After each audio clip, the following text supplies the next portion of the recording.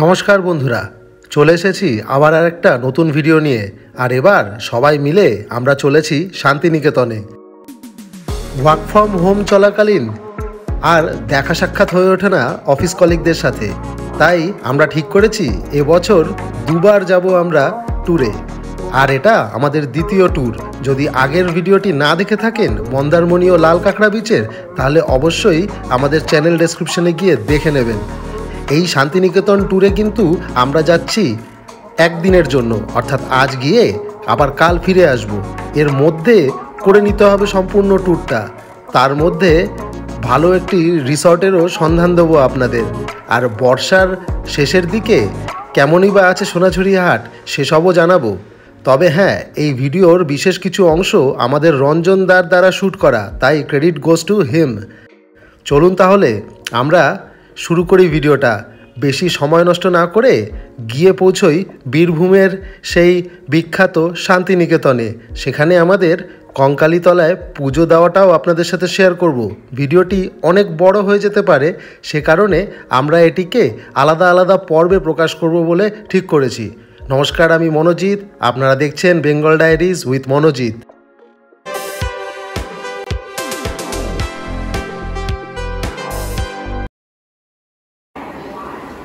সকাল 7:10 আর আমি পৌঁছে গেলাম শিয়ালদা স্টেশনে। সেখানকার 9 নম্বর প্ল্যাটফর্মে দাঁড়িয়ে রয়েছে মা তারা এক্সপ্রেস। অনেকদিন পর আবার সন্ধি দেখা হলো। হ্যাঁ, সেই লাল কাঁকড়া বিচ ছুটি রিসর্ট, তারপর আবার শুরু হলো আমাদের নিউ জার্নি। চলে এসেছি শিয়ালদা স্টেশনে। আর এই যে অভিজ্ঞতা আপনারা চেনেন সবাই। হ্যাঁ, আবার একটা নতুন জার্নি হচ্ছে। এবার বছরে তো দুবার করে হবে ঠিক করেছি, সেই কারণে আবার নতুন করে একটা ট্যুর হচ্ছে। আর যাচ্ছি কোথায়? শান্তিনিকেতন। এবার আমরা কোথায় যাচ্ছি? শান্তিনিকেতন। আমরা যাচ্ছি এখন শান্তিনিকেতন। হ্যাঁ, এই তো রঞ্জন দা চলে এসেছে আমাদের একদম। আর অর্গানাইজার আমাদের কিন্তু অনেক ডিটেলস দিতে হবে। আমাদের সব কালপিট গুলো টোটাল। আর এই বছরে দুবার করে হচ্ছে ভাই। বছরে এবার দুবার করে হোক, এটাই বেটার। হ্যাঁ, ভালো। অফিস বন্ধ হওয়ার পর এই তবু তো দেখাটা হচ্ছে। এই ট্যুরটা টিকিট তুমি কেটেছিলে না? হ্যাঁ।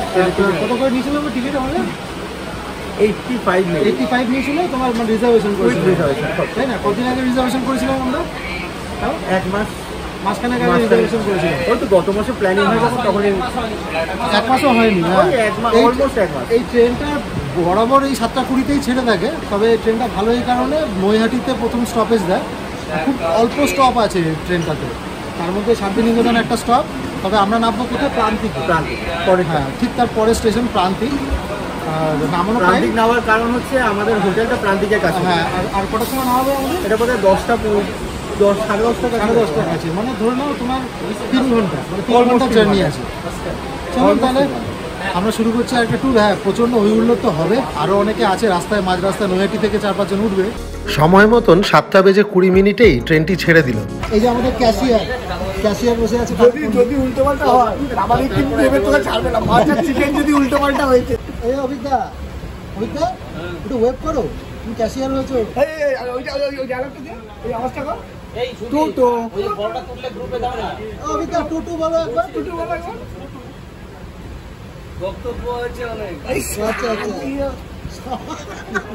নানান ইয়ার্কি ফাজলামির মধ্যেই পৌঁছে গেলাম নৈহাটিতে। এখান থেকে বাকিরা উঠে পড়বে।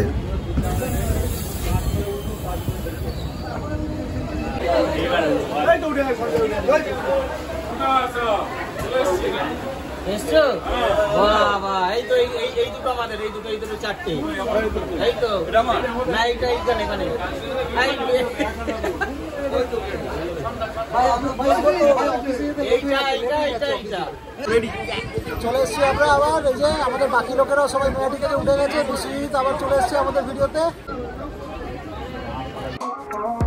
এবার পরবর্তী স্টপেজ ব্যান্ডেল, এবং সেখানে পৌঁছতেও বেশিক্ষণ সময় লাগলো না। সেখান থেকে উঠবে প্রসেনজিৎ শুধু, তাহলেই টিম কমপ্লিট। ভাই এরকম গ্ল্যামার কি করে হয়ে গেল ভাই? ব্লিচ করে এসছে, শিওর ব্লিচ করেছে। টাকা এদিকে পরবর্তী স্টপ বর্ধমান, আর সেখানে পৌঁছতে পৌঁছতে শুনলাম বাউল গান।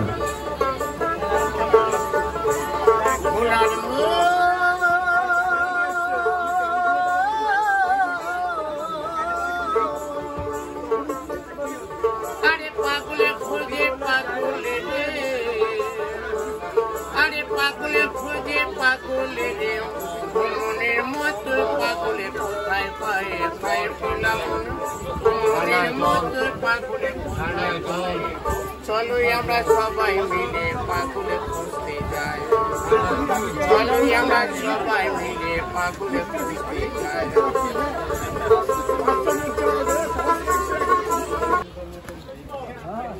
10:20 একদম সঠিক সময়েই ট্রেনটি নামিয়ে দিল আমাদের প্রান্তিক স্টেশনে।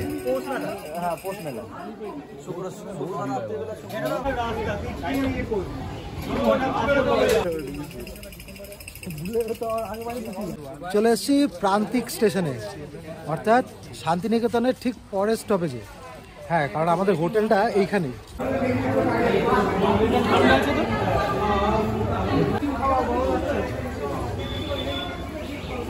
বলছি আমাদের লাল না নীল? কোথায় ক্যাশিয়ার? কোথায় ক্যাশিয়ার? ও ক্যাশিয়ার, ক্যাশিয়ার পিছনে আছে।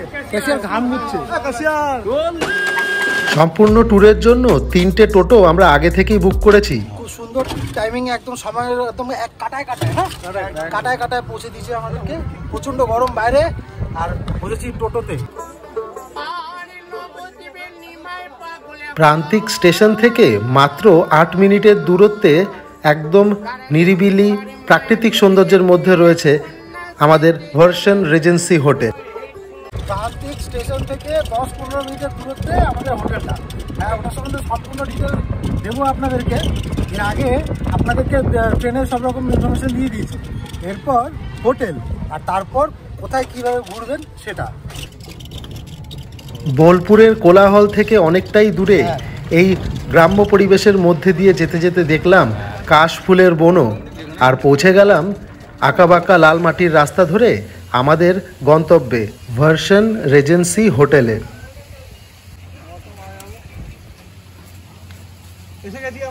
আমরা থাকছি প্রান্তিক স্টেশন থেকে 10-15 মিনিট দূরত্বে ভার্সন রিজেন্সিতে। হ্যাঁ, 5টা আমরা রুম নিয়েছি।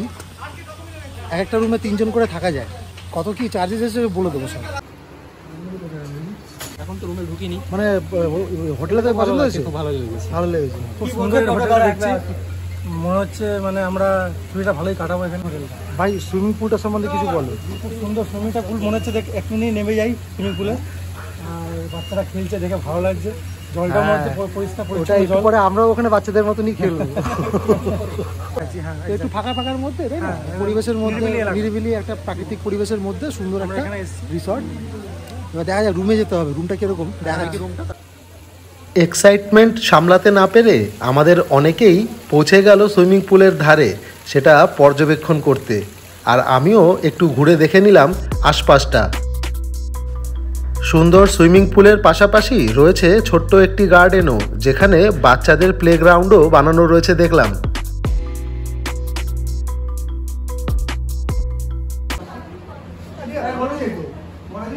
এরকম রুম পেয়েছি আমরা। রুমে টিভি আছে, এখানে একটা আয়না, সামান্য কিছু রাখার জায়গা। হ্যাঁ, এখানে ড্রয়ার রয়েছে বেশ কটি, কাজে লাগাতে পারবেন। 3 জন থাকতে পারবেন একটা রুমে। খুব বড় রুম নয়, তবে ওয়েল ডেকোরেটেড। দেখুন, ওয়াশরুমটা ইমপ্রেসিভ বলতে হবে।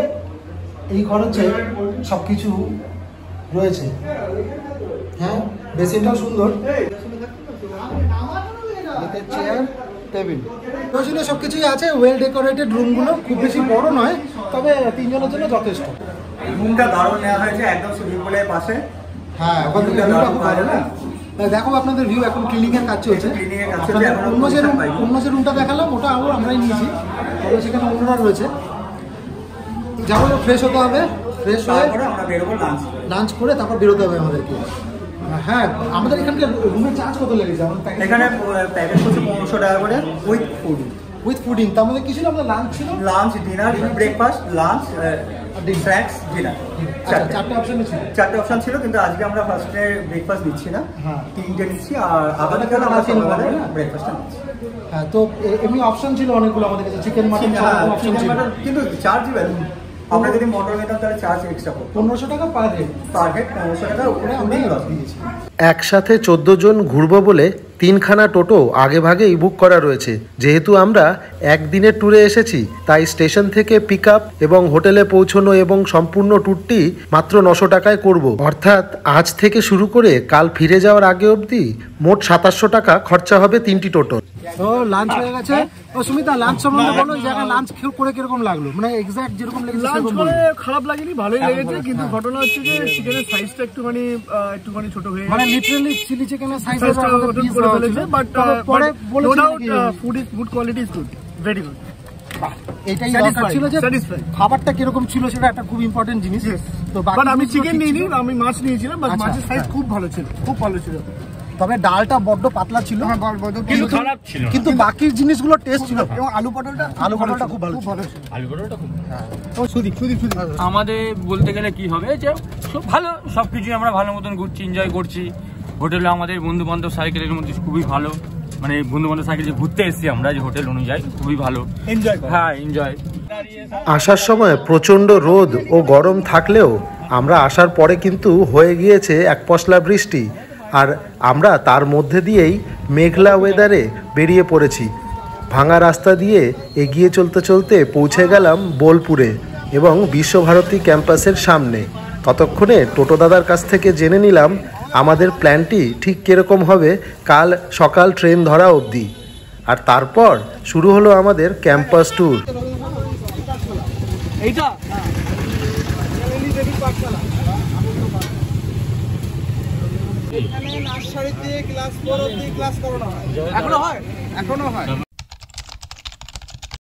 এখানে জানিয়ে রাখি, আমাদের এই তাপসদা কিন্তু ভীষণ রিসোর্সফুল ব্যক্তি।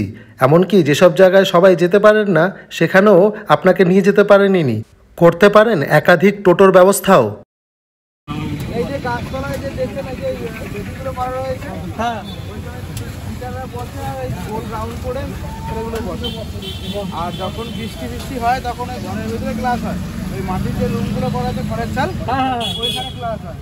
আর যেটা আম্রকুঞ্জ বলছেন, এই দিকে ঘুরে দেখুন ওই দোলনাটা আছে, দোলনার পিছনে যে মোটা মোটা গাছগুলো দেখা যাচ্ছে, ওটা হচ্ছে আম্রকুঞ্জ। ওখানে হচ্ছে ক্লাস 5 থেকে খুব সুন্দর করে করা, হ্যাঁ, ক্লাস 5 থেকে ক্লাস 10 অবধি ক্লাস করানো হয়।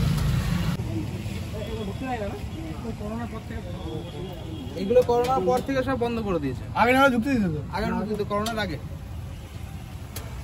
এটা রবীন্দ্রনাথ ঠাকুরের স্ত্রীর পাঠশালা, মৃণালিনী দেবী। করোনার পর থেকে এখানে আর ঢুকতে দেওয়া হয় না, তাই আমাদেরও বাইরে থেকেই দেখতে হলো। এই বট গাছটা দেখছেন, এই বট গাছের পাশে এখানে তাল গাছ ছিল, একটা ছোট একটা পুকুর ছিল, সেই পুকুর পাড়ে বসে বসে রবীন্দ্রনাথ ঠাকুর কবিতা লিখছেন। একদিন এই দিক দিয়ে, এখানে তখন মোরাম রাস্তা ছিল, এই রাস্তাটা এখন পিচ রাস্তা হয়ে গেছে, তখন এই দিক দিয়ে মাটির কলসি হাড়ি নিয়ে গরু গাড়িতে বোঝাই করে হাটে বিক্রি করতে যাচ্ছিল। সেই দৃশ্যটা দেখে রবীন্দ্রনাথ ঠাকুর বসে কবিতাটা লিখেছিল, কোমর পাড়ার গরু গাড়ি বোঝাই করা কলসি হাড়ি। এইখানে 4টে লাইন লিখেছিল, আর বাংলাদেশে 4টে লাইন লেখা হয়েছিল। হাট বসেছে শুক্রবারে বক্সিগঞ্জের পদ্মা পাড়ে। আচ্ছা, মানে এটা দুটো মিলিয়ে একটা, হ্যাঁ, দুটো মিলিয়ে একটা কবিতা তৈরি করেছিল।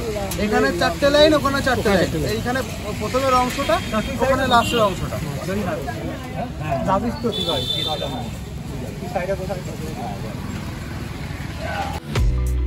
এখন এখানে ওই তাল গাছটিকে ঘিরেই তৈরি হয়েছে এই কুটিরটি। তারপরেই দেখে নিলাম এখানকার ব্রাহ্ম মন্দিরটিও। উপাসনা গৃহ বা ব্রাহ্ম মন্দির। আচ্ছা, এটা হচ্ছে ইটালিয়ান টালি আর বেলজিয়াম কাজ দিয়ে তৈরি করা আছে। এটা হচ্ছে প্রত্যেক দিন বুধবার দিন প্রার্থনা হয় সকালবেলা। ধর্ম চেঞ্জ করেছিল না, ব্রাহ্ম সমাজ এখানে সমাজে দীক্ষা নিয়েছিল।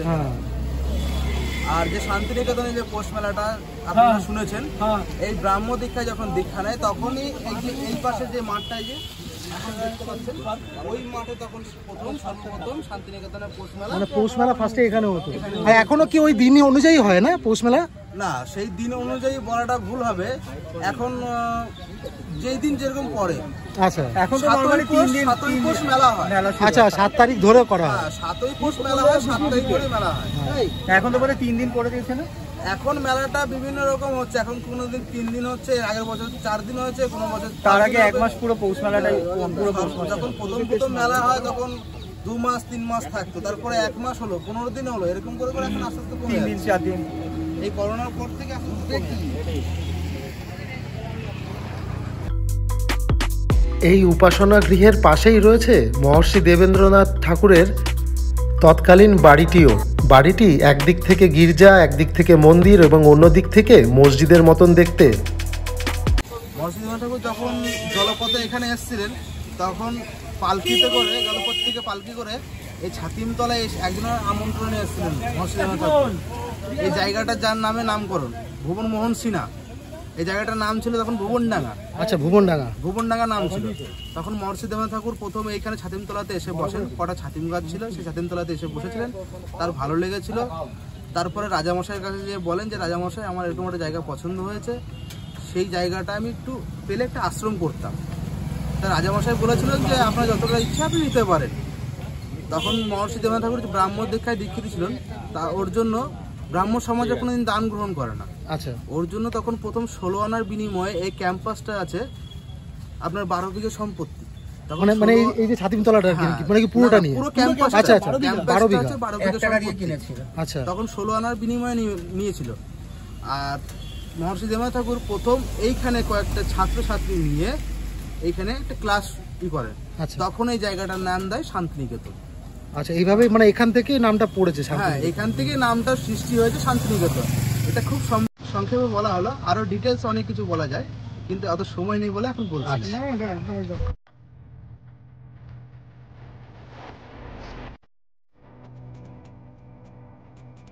টোটো দাদার গাইডেন্সে ঘুরতে শুরু করেছি আমরা শান্তিনিকেতনের ঐতিহাসিক স্থলগুলি।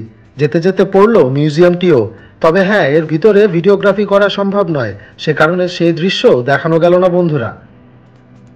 কিছু দূর এগিয়ে চোখে পড়লো রাস্তার ডান দিকে যেখানে নোবেল পুরস্কারটি রাখা ছিল একসময়, সেই বাড়িটি। এখন এখানে সেটি নেই, আমরা সবাই জানি, চুরি হয়ে গিয়েছিল এখান থেকেই।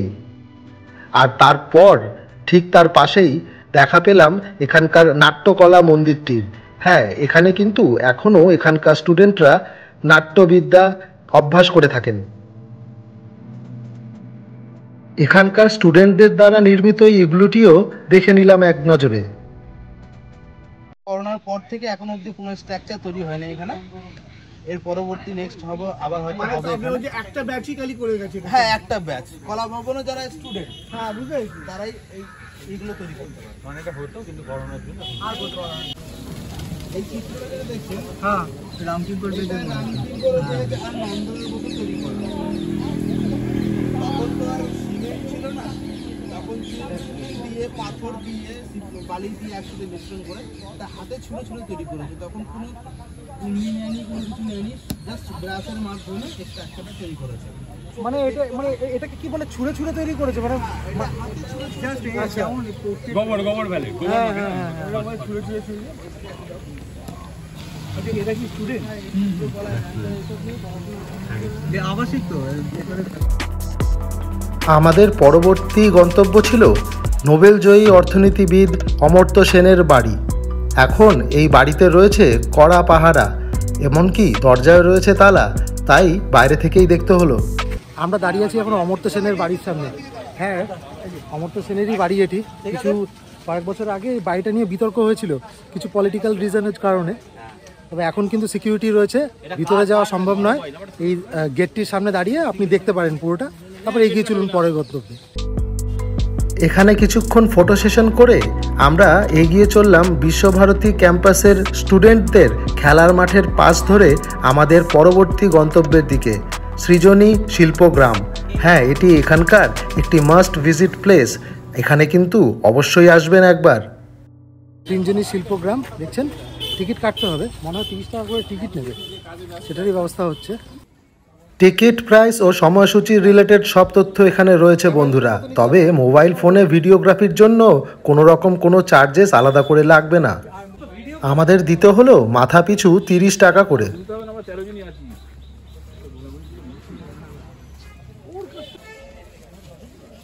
সুবিধা সাঁওতালিতে গ্রামটা দেখাবে না? বুঝতে পারবি না এখানে এত জলে জলান্ত।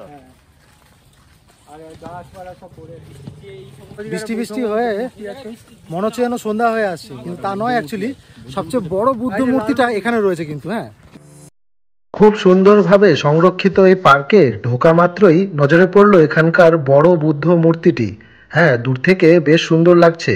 এর পাশেই রয়েছে এখানকার এই মঞ্চ, এখানে নানান অনুষ্ঠান সূচি হয়ে থাকে। আমরা এগিয়ে চললাম আরও ভিতরের দিকে।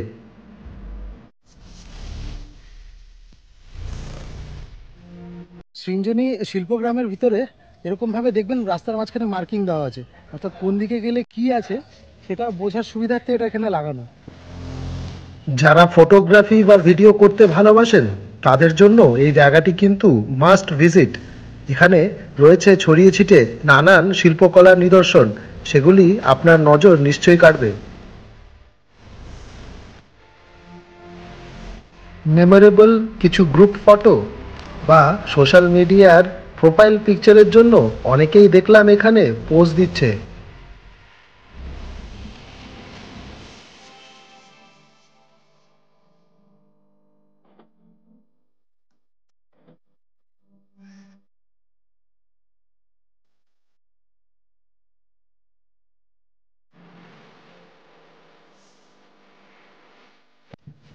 আয়তনে অনেকই বড় এই জায়গাটি, অর্থাৎ ঘুরতে কিন্তু বেশ অনেকক্ষণই সময় লাগবে, তাই হাতে সময় নিয়ে আসবেন এখানে।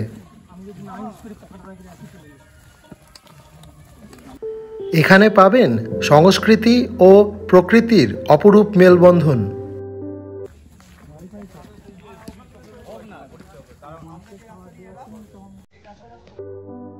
সৃজনী শিল্পগ্রামের এই অংশে রয়েছে আমাদের স্টেট এবং আশেপাশের বেশ অনেকগুলি স্টেটের নানান সাংস্কৃতিক এবং শিল্পকলার নিদর্শন।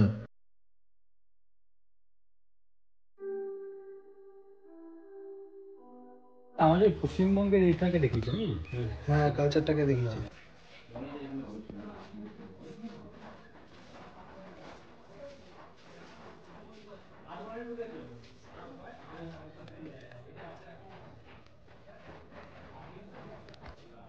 টেরাকোটার কাজ থেকে শুরু করে গ্রাম বাংলার পুরো কালচারটাকে এখানে তুলে ধরা হয়েছে।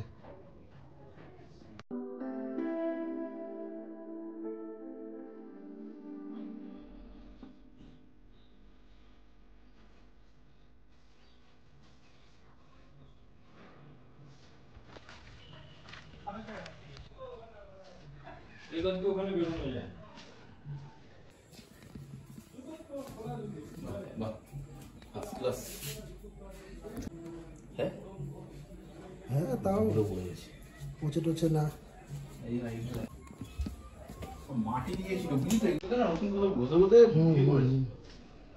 উড়িষ্যার ইয়ে দেখাচ্ছে। বাংলা, বিহার, ওড়িশা, আসাম, এমনকি 7 সিস্টার্সেরও অনেকগুলি স্টেটেরই অনেক নিদর্শন এখানে আপনি দেখতে পারবেন। হাতে যদি সময় থাকে তাহলে এখান থেকে বেরিয়ে ঘুরে নিতে পারেন এখানকার ডিয়ার পার্কটিও। ডিয়ার পার্কটিতে মাত্র 50 টাকার বিনিময়ে আপনারা ঘুরে দেখে নিতে পারেন আর কাটাতে পারেন বেশ কিছুটা সময়। যদিও আমাদের কাছে অতটা সময় নেই, তাই ডিয়ার পার্কটি আমরা স্কিপ করছি।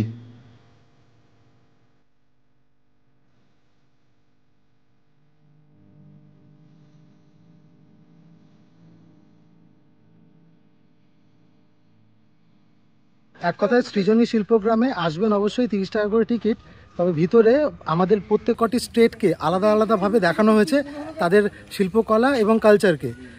প্রচণ্ড বড় জায়গাটি, ঘুরে দেখতে সময় লাগবে। সবচেয়ে বড় বুদ্ধ মূর্তিটি এখানে কিন্তু রয়েছে। আর অবশ্যই আসবেন, হাতে সময় নিয়ে আসবেন। আর আসাম, আন্দামান নিকোবর, মণিপুর মণিপুর নেই, মণিপুর আছে দেখলাম এই মাত্র। আচ্ছা, মণিপুর আমি বলছি 7 সিস্টার আছে, ঠিক আছে, মিজোরাম এগুলো দিয়েছে, কিন্তু মেনলি টার্গেট করা হয়েছে যে আমাদের যাদের কালচার সমান, যেরকম বিহার, ঝাড়খণ্ড, আসাম, উড়িষ্যা, এগুলো আমাদের কালচার প্রায় একই রকম, আন্দামান এগুলোকে দেখানো হচ্ছে, ডিপিক্ট করা হয়েছে। তবে কিরকম লাগলো জায়গাটা ঘুরে? খুব সুন্দর না? জায়গাটা অদ্ভুত জায়গা। হ্যাঁ, যদি হাতে সময় থাকতো আরো বেশি, মানে প্রত্যেকটা স্টেটের যে শিল্পকলা ফলা সেগুলো সব রাখা রয়েছে, আপনি দেখতে পারবেন সামনে, ছুঁয়েও দেখতে পারবেন। সময়টা যদি আরো বেশি আমাদের হাতে থাকতো আর সময় কাটালে একটু ভালো লাগতো। মানে মাস্ট ভিজিট প্লেসের মধ্যে একটা শান্তিনিকেতন, ডেফিনেটলি। এছাড়াও এখানে রয়েছে দেখলাম মুখোশের সম্ভার এখানকার পুতুল ঘরে।